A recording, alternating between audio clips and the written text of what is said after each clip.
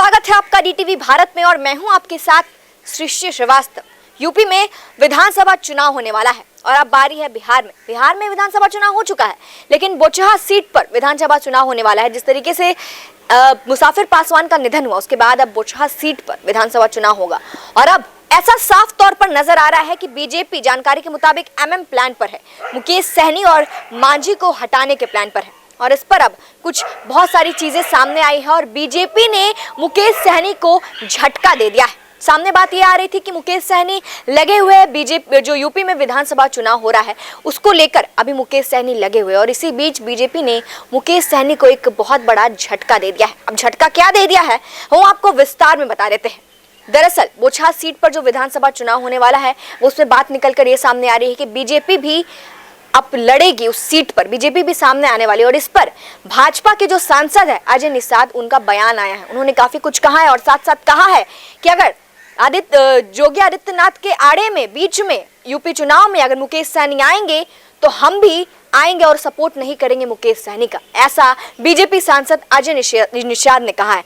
अब क्या कुछ बात उन्होंने कहा है वो हम आपको बता देते हैं। दरअसल अजय निषाद ने स्पष्ट शब्दों में कहा है कि बोचहा विधानसभा सीट पर उपचुनाव में भाजपा लड़ेगी। एक तरफ वो भाजपा के खिलाफ लड़ेंगे तो यहाँ सपोर्ट की उम्मीद कैसे करेंगे, ऐसा अजय निषाद ने कह दिया मुकेश सहनी को लेकर कि एक तरफ वे भाजपा के खिलाफ लड़ेंगे तो यहाँ सपोर्ट की उम्मीद कैसे करेंगे। वे यूपी में योगी के रास्ते में आएंगे तो हम यहाँ उनका रास्ता रोकेंगे। आगे उन्होंने कहा कि भाजपा उन्हें कभी माफ नहीं करेगी, 2-3 महीनों में सब क्लियर हो जाएगा। यूपी में हम और वीआईपी के साथ लड़ने पर उन्होंने कहा कि इससे कोई फर्क नहीं पड़ता, दो कमजोर जानवर मिलकर शेर को शिकार नहीं कर सकते हैं। भाजपा सांसद ने कहा कि राजनीति तो निषादों की करते हैं, लेकिन जब देने की बारी आती है तो सारे वादे भूल जाते हैं। इनका कोई विधायक इनकी बात नहीं सुनता, फोन तक नहीं उठाता। तो एक तरीके से इन्होंने टारगेट कर दिया और यहाँ क्लियर कर दिया है कि अब मुकेश सहनी का साथ वो नहीं देंगे। देखिए, मुकेश सहनी, जब यूपी की बात आई, यूपी विधानसभा चुनाव की बात आई, तब ये साफ दिखने लगा कि मुकेश सहनी यूपी में अपनी